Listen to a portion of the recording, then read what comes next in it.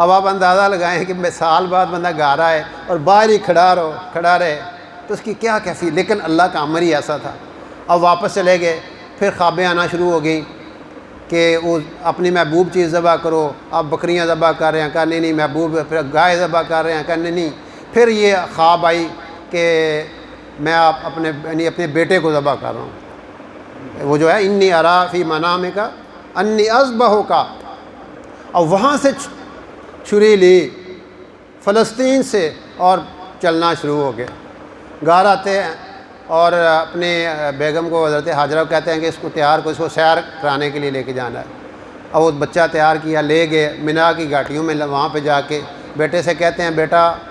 میں نے خواب دیکھا ہے، میں تجھے ذبح کر رہا ہوں۔ اب آپ اندازہ لگائیں سلام ہے اس عورت پہ جس نے کیسی تربیت کی ہے، کیسی وہ آج کا بچہ ہوتا تو اس نے کہا بابا آپ نے ہمارے لیے کیا کیا ہے، آپ ہمیں تو نظر ہی نہیں آئے، نہ ہمیں کوئی خرچہ دیا، نہ ہمیں پانی دیا، نہ ہمارے پاس بیٹھے، اور اب میرے کھیلنے کے دن آئے ہیں، مجھے کچھ کرنے کے دن ہے، اب کہتے ہیں میں نے آپ کو ذبح کرنا ہے۔ کوئی شکوہ نہیں، کوئی شکایت نہیں، تو کیا کہتے ہیں فوراً یا ابا افعل ما تؤمر، اے ابا جی آپ کو جو حکم ہوتا ہے کر گزریے۔ کیسا جذبہ تھا، کیسی ٹریننگ تھی، کیسی ماں نے ان کا ذہن بنا دیا ہوا تھا کہ اپنے باپ کی بات ماننی ہے۔ یا ابا افعل ما تؤمر، اور پھر کیا خود مشورے دے رہے ہیں، بابا مجھے پتہ ہے، وہ کیا کہہ رہے ہیں کہ آپ کے بدلے مجھے اللہ مل جائے گا اور دنیا کے بدلے جنت مل جائے گی، بس مجھے اپنی ماں کا ہے فکر کہ وہ بیچاری روئے گی مجھے یاد کر کے، یہ آپ قمیض لے جانا اور اس کو دے دینا کہ جب اس کو میری یاد آئے تو وہ اس قمیض کو دیکھ لے گی۔ اب لٹایا الٹا لٹایا دیا، کہا بابا مجھے الٹا لٹا دیں کہ سامنے دیکھیں گے تو آپ کو ترس نہ آ جائے۔ اب انہوں نے وہ چھری لی اور اپنا گوڈا جو ہے گھٹنا کمر پہ رکھا اور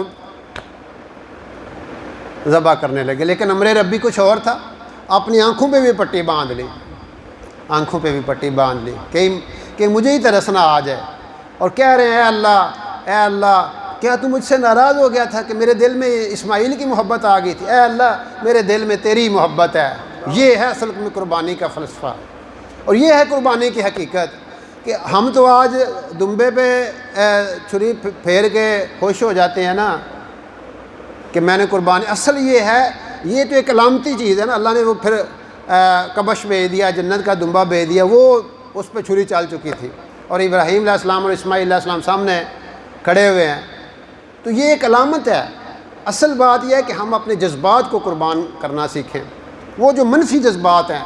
وہ جو اللہ کی نافرمانیوں والے جذبات ہیں، وہ جو اللہ کے رسول صلی اللہ علیہ وسلم کی نافرمانی اور آپ کے طریقوں کے خلاف جو زندگی ہے، آج مسلمان کو وہ زندگی بڑی اچھی لگتی ہے،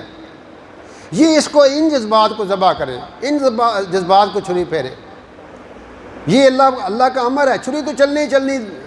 چلنی تھی لیکن چھری اللہ کے نبی اسماعیل پہ نہیں چلی، وہاں پہ چل گئی۔ تو اس لیے میرے دوستو یہ لا الہ الا اللہ کا سبق ہے کہ ہمارا یہ دیکھیں نا قرآن میں کیا تھا، للہ ما فی السماوات و ما فی الارض، لہ ما فی السماوات و ما فی الارض، کائنات میں جو کچھ ہے کس کا ہے؟ اللہ کا ہے۔ اب ہم بھی تو کائنات میں ہیں نا،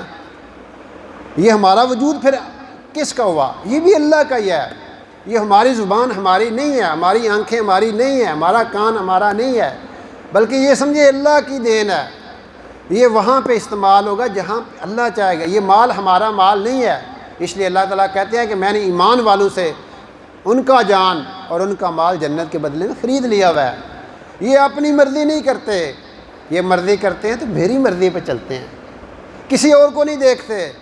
یہ اپنے رواج کو نہیں دیکھتے، یہ فیشن کو نہیں دیکھتے، یہ اکثریت کو نہیں دیکھتے، اور اکثریت تو پوری تاریخ انسانی میں ہمیشہ غلط رہی ہے نا۔ وَإِن تُطِعْ أَكْثَرَ مَنْ فِي الْأَرْضِ يُضِلُّوكَ عَنْ سَبِيلِ اللَّهِ، کہ اگر آپ اکثریت کو فالو کریں گے نا، یہ آپ کو اللہ کی راہ سے ہٹا دیں گے۔ اس وقت بھی آپ دیکھ رہے ہیں پوری دنیا میں جو اکثریت ہے وہ غلط رستوں پہ چل رہی ہے۔ اس لیے ابراہیم علیہ السلام نے قیامت تک آنے والی مسلم امہ کو یہ پیغام دے دیا کہ اللہ کے لیے اپنی محبوب ترین چیز بھی قربان کرنی پڑے تو دریغ نہیں کرنا، اور جب یہ سارا کچھ ہوگا نا پھر اللہ کے ہاں آپ کو مقام ملنا ہے۔ یہ سارے امتحان جب پاس کیے تو پھر اللہ نے کہا میں آپ کو ساری دنیا کا امام بنا رہا ہوں۔ وہ جو اقبال نے کہا سبق پھر پر صداقت کا، شجاعت کا، عدالت کا، لیا جائے گا تجھ سے کام دنیا کی امامت کا۔ یعنی آپ دنیا کو اس وقت گائیڈ کریں گے، اس وقت رہنمائی ان کو کریں گے جب آپ کے اندر شجاعت بھی ہو، سچائی بھی ہو اور عدل بھی ہو، اور یہی چیزیں ہیں جو دنیا میں قوموں کو آگے لے کے جاتے ہیں۔ آپ کے اندر سچ ہو، آپ کے اندر عدل ہو، آپ کسی کو ڈاج نہ کریں، اللہ آپ کو، دنیا کی کوئی قوم جو ان اصولوں کو اپنا لیتی ہے وہی دنیا پہ رول کرتی ہے۔ آج مسلمان نے سچ چھوڑ دیا، عدل چھوڑ دیا، انصاف چھوڑ دیا، آج ہم مار کھا رہے ہیں۔ جب تک ہم نہیں آئیں گے اپنے نبی صلی اللہ علیہ وسلم کی سیرت پہ، نبی علیہ السلام کے طریقے پہ نہیں آئیں گے، حضور والی سیرت نہیں اختیار کریں گے، اللہ نے کیا فرما دیا، یعنی آپ ہی دنیا میں غالب رہو گے، آپ ہی غالب رہو گے اگر آپ مومن ہیں۔